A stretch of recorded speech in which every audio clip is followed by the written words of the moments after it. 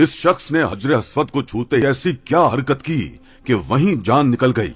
गुस्ल देने लगे तो अल्लाह ने कैसे और क्यों अजाब नाजिल किया। अस्तगफिरुल्लाह। अस्सलामु अलैकुम नाजरीन। कुछ वाकयात इंसान की जिंदगी में ऐसे गुजरते हैं कि जब भी वो याद आए इंसान को नए सिरे से उसी अजियत में मुब्तला कर देते हैं। इस वाकये को भी बहुत साल बीत चुके हैं, लेकिन आज भी जब यह वाकया मुझे याद आता है तो मुझ पर एक बदहवासी सी छाने लगती है। मेरा तनफ्फुस बुरी तरह से बिगड़ने लगता है। मेरी आंखों के सामने इस शख्स का हशर किसी खौफनाक मंजर की तरह से गुजरता है तो मेरी रूह कांप जाती है। मेरे रोंगटे खड़े हो जाते हैं। मुझ पर ऐसा लर्जा तारी होता है कि मैं झुरझुरी लेकर तौबा कर उठता हूँ।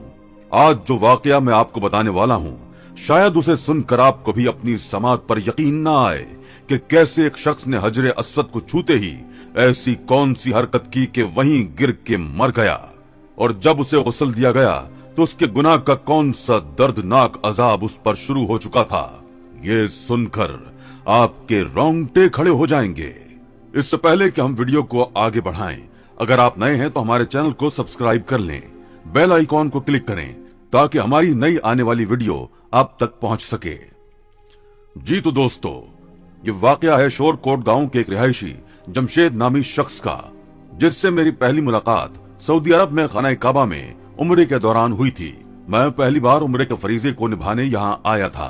पहली बार जब मैंने खाना खुदा काबा की जानिब नजर उठाकर देखा तो दिल बेख्तियार सा हो गया। मेरी आंखों से आंसू जारी हो चुके थे।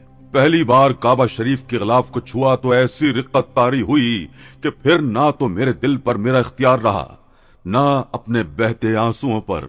मैं हिचकियों से रो रहा था। एक पल तो ये लगा कि इस वक्त काबतुल्लाह में सिर्फ मैं ही मौजूद हूँ और बारगाहे इलाही में रोते हुए अपने गुनाहों की माफी मांग रहा हूँ। लेकिन वहाँ मौजूद हर शख्स की हालत मुझसे जुदा न थी।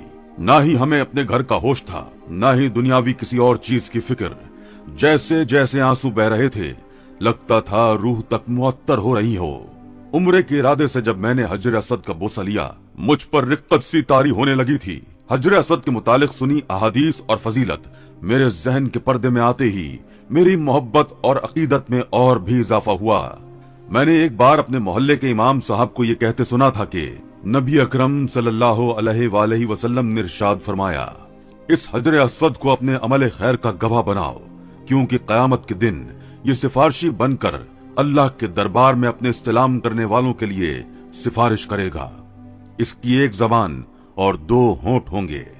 पैगंबर अलैहिस्सलाम से हजरे अस्वद का बोसा देते वक्त रिक्कत व अश्कबारी भी साबित है। नीज आप सल्लल्लाहु अलैहि वसल्लम ने इसके इस्तिलाम को गोया कि अल्लाह ताला से मुसाफा करना करार दिया है। आप सल्लल्लाहु अलैहि वसल्लम का इरशाद है, जो शख्स हजरे अस्वद को हाथ लगाए तो गोया वो अल्लाह ताला से मुसाफा कर रहा है। जब ये बात दिल में आई तो आंखों से मोहब्बत इलाही में आंसू जारी हो गए थे।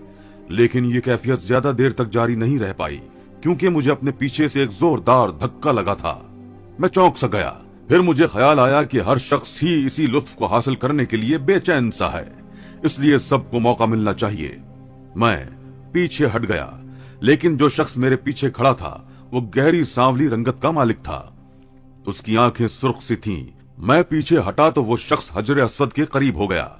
इस वक्त रश इस कदर बढ़ चुका था कि मेरा वहां से निकलना मुश्किल सा हो रहा था। लेकिन जो कुछ फिर उस शख्स के साथ हुआ, उसे देखकर तो वहां खड़े तमाम लोग सांस लेना ही भूल गए। जैसे ही वो शख्स हजरे अस्वद को बोसा देने के इरादे से आगे बढ़ा, जो कलिमात उस वक्त उसने अपनी जबान से बावाज़े बुलंद अदा किए, उन्हें सुनकर वहां मौजूद हर शख्स का दिल दहल के रह गया था। देखते ही देखते इस शख्स की हालत बिगड़ने लगी थी। इसके अंदर से किसी गधे जैसी आवाज निकल रही थी। इस शख्स के हाथ पांव टेढ़े होने लगे थे। वो शख्स तो अभी हजरे अस्वद को छू भी नहीं पाया था। देखते ही देखते वो शख्स जमीन बोस होता चला गया। जमीन पर वो शख्स लेटते ही वही कलिमात बके जा रहा था जो सुनने वाले को इश्तियाल में मुब्तला कर दें। लेकिन इसकी हालत देखकर सभी पीछे हट गए थे। इसका मुंह और हाथ पांव टेढ़े हो रहे थे। वो यूं तड़पने लगा जैसे बिना पानी मछली तड़पती है। देखते ही देखते इसकी चीखों की आवाजें मुख्तलिफ जानवरों में बदलने लगी थीं। वो यूं ही तड़पते हुए मर गया। मैंने पहली बार ऐसी मौत अपने सामने देखी थी।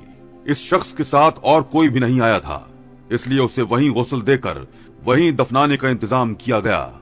मैं भी गुस्ल के लिए साथ चला गया, लेकिन मैं नहीं जानता था कि मेरा जाना मेरे लिए कितनी बड़ी अज़ियत बन सकता है, क्योंकि जो कुछ मैंने गुस्ल के वक्त देखा वो मेरे लिए नाकाबिले फहम सी बात थी।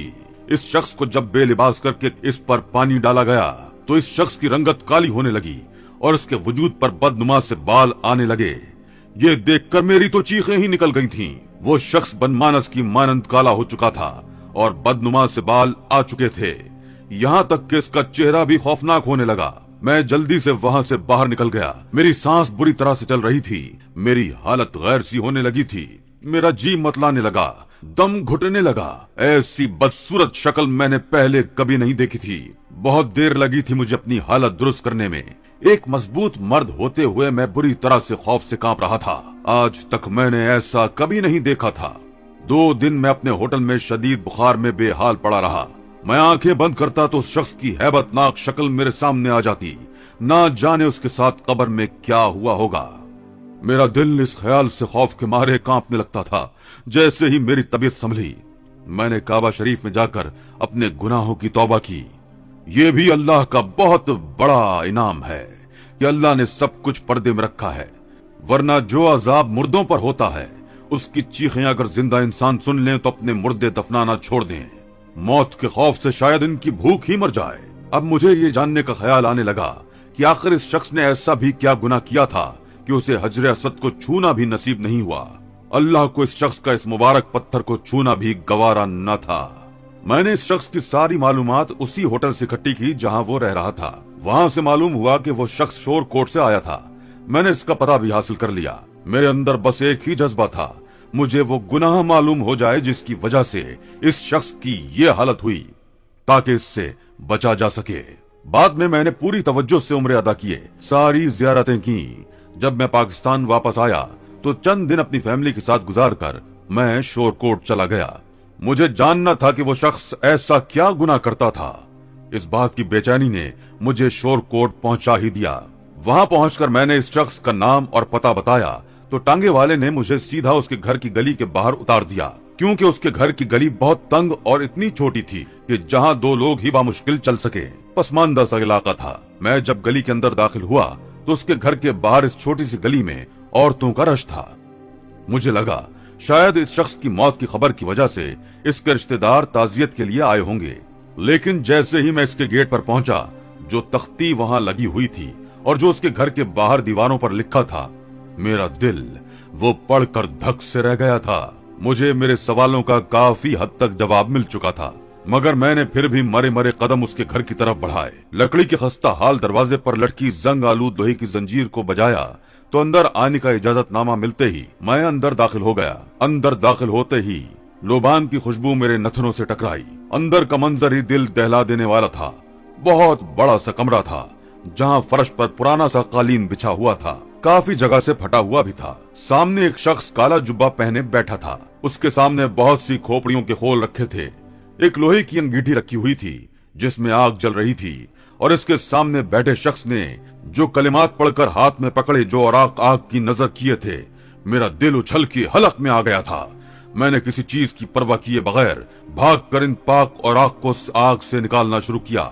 इसकी वजह से आग मेरे हाथों को जला रही थी, लेकिन मुझे परवाह नहीं थी, क्योंकि वो कलाम पाक के औराक थे और मैं कभी भी इनकी ऐसी बेहुरमती बर्दाश्त नहीं कर सकता था। मुझे देखकर इस शख्स ने अपनी गुस्से से सुर्ख आंखें मेरी आंखों में गाड़ी, कहने लगा, ये क्या हरकत की है तूने, मेरा अमल खराब कर दिया। मैंने कहा, ये आमिल जमशेद तुम्हारा ही भाई था। मेरे सवाल पर वो चुप हो गया। मैंने पूछा, कहाँ है वो? मेरी बात पर वो शख्स कहने लगा, वो तो उम्रे पर गया था, वहीं उसका इंतकाल हो गया।